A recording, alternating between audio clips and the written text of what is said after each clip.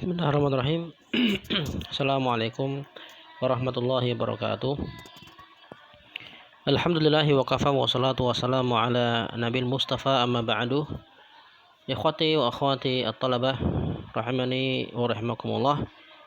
Sanatahaddatsu fi hadzal majal an akhlaq adh-dhamimah wa tahaddatsna fi liqa'ina al-madi 'an adh-dhulmi والحسد والآن سنأتي إلى الخلق الذميم الذي بعده وهو الغش Jadi al-ghish ini termasuk akhlak yang buruk yang mungkin kalau kita sering mendengar ada sebuah hadis menyatakan man ghasyana falaysa minna atau man ghasya falaysa minna. Sifat curang atau akhlak curang atau ghish ya, ini hendaklah dijauhi setiap muslim. Di sini dikatakan al muslimu yadinu lillahi ta'ala bin nasihati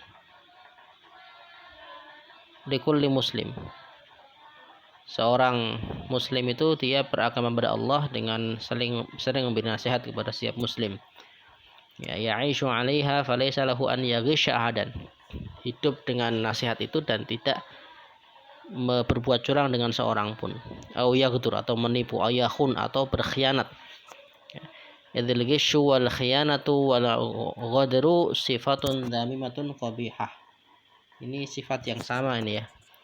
Jadi al-ghish, al-khiyanat dan ghadar. Ini maknanya sama ini. Curang, berkhianat, menipu itu satu makna yang harus kita jauhi. Taib. Kemudian di antara hakikat-hakikat atau realita yang terjadi berkaitan dengan akhlak ghish ini, di situ ada 5 perbuatan termasuk ghish. Di antaranya adalah yang pertama an yuzayyinal mar'u li akhil qabih awil syarr awil fasada liyaqa'a fi. Nomor 1, an yuzayyin, seseorang menghiasi untuk saudaranya sesuatu yang buruk atau yang jahat atau yang rusak agar dia terjerumus di dalamnya.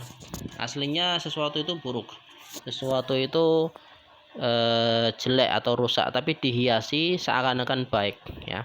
Jadi casingnya indah menawan, ternyata dalamnya busuk. Nah, ini berarti perbuatan al-ghish. Yang kedua hampir mirip ya. An yuriyahu dhahira syai'i thayyiba as-salih wa yukhfi 'alaihi batinahul khabith al-fasid.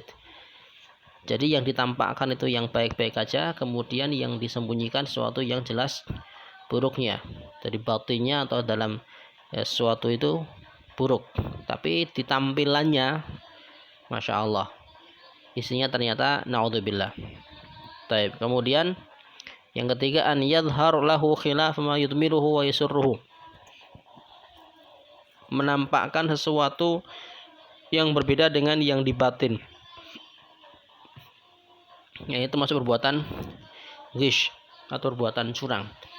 Yang kelihatan itu seakan-akan dia baik, seakan-akan dia soleh, taat, ternyata dalamannya naudzubillah min dzalik, seperti itu.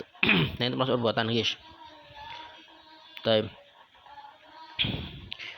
Kata beliau Syekh Bakal Jazairi rahimahullah, wal muslimu fi tajannubihi lil ghish wal ghadri wal khiyanah huwa muti'un lillahi wa rasulih.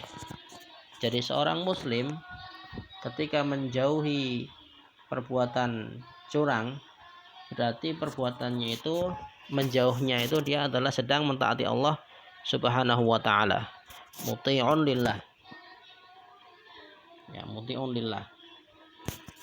Hadhihi thalathatu muharramah bi kitabillahi wa sunnati Rasulullah SAW. Karena 3 hal ini sesuatu yang jelas dilarang, yaitu khianat, ghish, dan ghadar.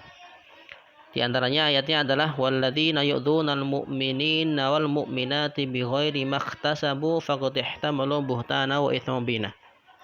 Jadi orang-orang yang dia mengganggu kaum beriman, yang laki atau perempuan, dengan sesuatu yang tidak mereka lakukan, dia telah menanggung buhtanan wa itsman bina, dosa yang besar.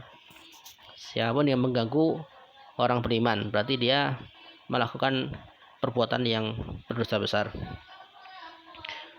Nah, ini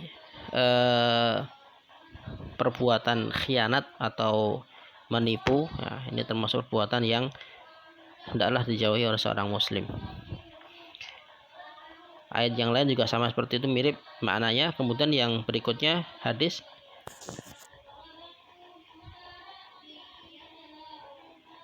wa qala Rasulullah SAW man khabbaba ay afsada zaujata mri'in aw mamlukahu khadimahu falaysa minna. Siapa yang melakukan takhbib, takhbib ini maknanya afsada, merusak istri orang lain atau budaknya atau pembantunya, maka bukan masuk kita. Jadi yang merusak ini maknanya ya. Jadi membuat pasangan orang lain itu tidak mencintainya lagi. Ya. Jadi si A menikah dengan si B. Kemudian si C ini ganggu si B agar dia berpisah dengan si A. Ini berarti nanti dia melakukan istilahnya takhbib ya, membuat dia jauh dari cintanya. Jangan sampai seperti itu. Nah, dan termasuk kemunafikan. Di sini nifak kecil ya. Kalau kita nanti belajar tentang akidah dan nifak besar, nifak kecil, di sini maknanya kemunafikan yang kecil. Tapi kalau 4 yang dilakukan jadi munafik yang besar. Apa itu? Arba'un man kunna fihi kana munafiqan khalisan. Wa man kana fihi khoslatun minhunna kana fihi khoslatun minan nifaqi hatta yada'aha. Jadi 4 perkara yang ada di dalamnya maka termasuk kemunafikan yang tulen. Ya, kana munafiqan khalisan. Wa man kana fihi khoslatun, kalau ada satu bagian aja, kana fihi khoslatun minan nifaq, dia punya bagian kemunafikan hatta yada'aha, sampai dia tinggalkan. Apa aja itu? Yang pertama, idza tumina khana, jika dikasih amanat berkhianat. Wa idza haddatsa kadzaba, jika berkata berdusta. Wa idza ahada ghadara, jika berjanji dia tidak mengingkar janji, tidak menepatinya. Wa idza khasama fajara, berbuat berselisih ya dia berbuat jahat. Nah, ini perkara kemunafikan. Jangan sampai ya. Jadi dulu juga pernah Nabi SAW itu sidak ya, ke pasar-pasar, kemudian ada makanan yang ditampakkan sebuah tempat yang besar gitu, kemudian beliau memasukkan tangannya di dalam makanan itu, di sini buah kurma misalnya, ternyata ada yang basah. Terus beliau tanya, ma hadza ya sahibat ta'am, kok ini basah bawahnya, atasnya kering, kenapa ini? Qala asabatu sama, ya Rasulullah, ini kena air hujan ya Rasulullah. Kemudian Rasul bersabda, afala ja'antahu faqat ta'am, kenapa kok enggak ditaruh di atas saja yang basah itu, kok malah di bawah? Hatta yarahunna, sehingga orang nanti bisa lihat, oh ini yang basah, ini yang kering. Man ghasya falaysa minni, siapa yang berbuat curang bukan termasuk dariku. Ini ada unsur kecurangan ya.